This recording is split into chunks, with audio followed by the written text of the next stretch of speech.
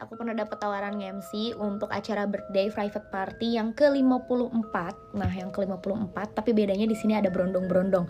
Oke, pikiran aku kalau ada berondong, ngerti kan? Dan awalnya aku pikirin itu cuman kayak acara private birthday party doang. Terus tiba-tiba dia nyaranin aku untuk berdua MC-nya.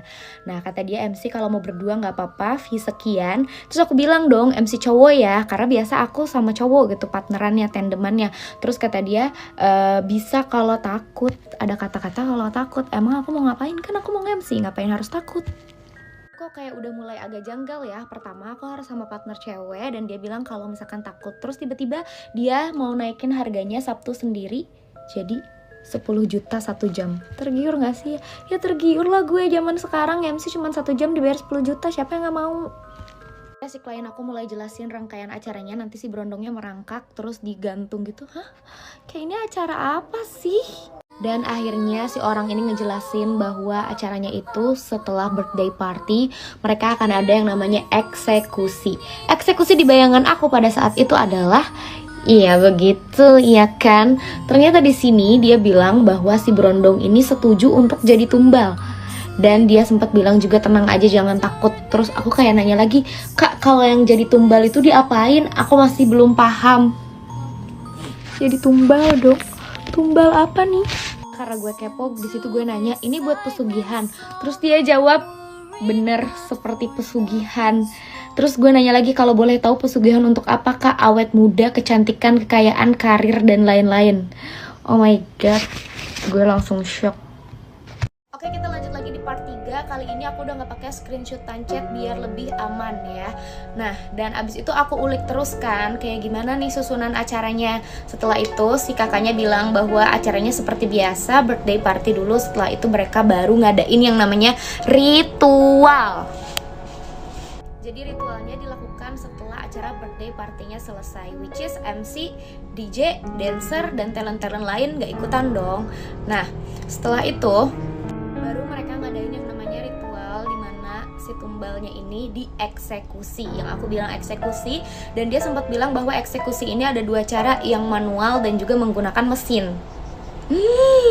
Itu kan manusia, terus mau diapain pakai mesin?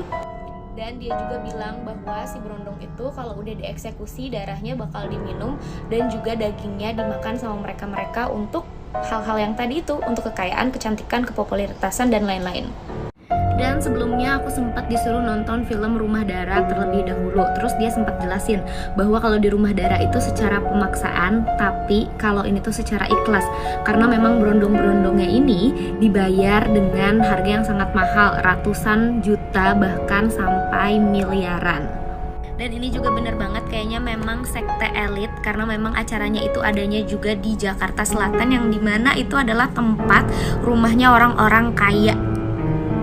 Kalau kalian sempat baca di screenshotan TikTok aku yang sebelumnya ada tulisan 15 berondong, itu bukan 15 berondongnya dijadiin tumbal ya, melainkan sudah 15 kali, dimana acara ini itu dilakukan setiap 1 tahun sekali, which is tahun ini adalah acara ke-16, dan berarti ini sudah berjalan selama 16 tahun. Demi apa woy, udah 16 tahun?